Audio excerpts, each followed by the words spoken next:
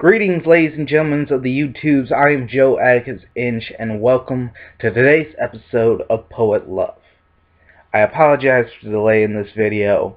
I was going to record it last night, but I got a headache.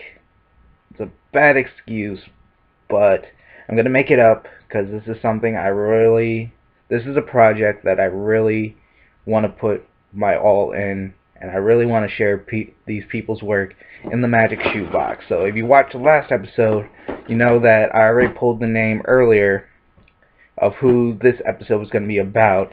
So I'm going to continue with that, keep it fair. So today's episode, we are going to talk about a poet, Mr. Colin Gilbert.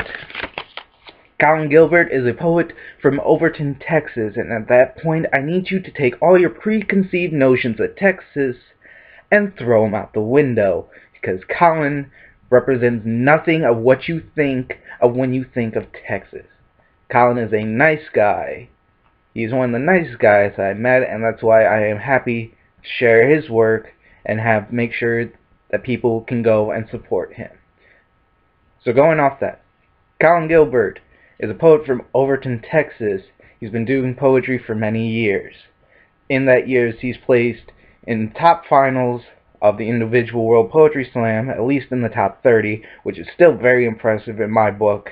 He's performed over 400 universities, poetry events, and has even performed at events for the Texas Rangers and the Dallas Cowboys.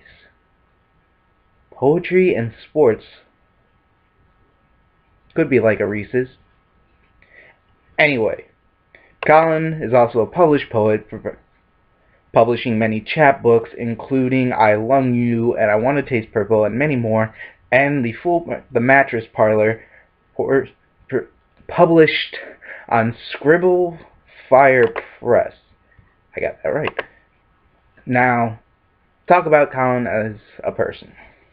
I met Colin back in 2008 when he did a feature at my home venue, Writing Wrongs Poetry, every Tuesday in Columbus at the Ruby Tuesdays on Summit Street. I'll have the address in the credits. Now, and the thing that just got me about Colin is that energy of him as a person. He's always smiling, he's always in a positive mood, and there just need to be more people like that.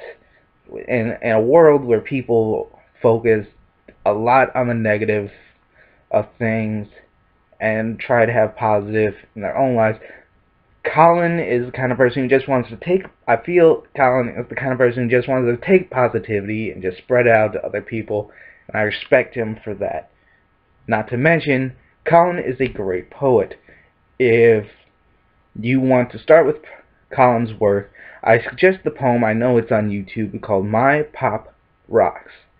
And it's the kind of poem that has a little bit of something that someone can attach to. It's the story about his father who is diagnosed with multiple sclerosis. So you have that, if you have a relative that's very close to, that is suffering from some disease, you can connect to that. It's also about how his father was a drummer, and it has a lot of musical reference, so you can connect to that. It's just a really great, well-crafted poem, and it was a great start into Colin's work. Colin is, one thing that I noticed personally about Colin's work that I like is how his imagery and his poems connect to the emotion of the poems. I think he really does well in that aspect of it. Another example of this I would like you to check out is called Rainbow Painter. It's a love poem, but the way he delivers it is, you can read it and it's still great, but when Colin performs it, it just kind of brings it all together. It's one of those poems, and that's not a bad thing. That's a good poem. That's still a good poem when you can hear someone just bring the poem to life. And Colin has the personality to bring his poems to life, and that's another reason why I respect him. He also can also grab at your heart, which is something very hard to do in poetry, truly. Example of this is a poem called I See You, off that I first heard on his album. I believe the album is Take It Back. All books that I mentioned and poems and CDs can be purchased on Colin's website, which will be in the credits, so I suggest you check that out and support Colin. Unfortunately, I've kind of had to be stuck in this zone of Colin's work just because I'm a poor boy.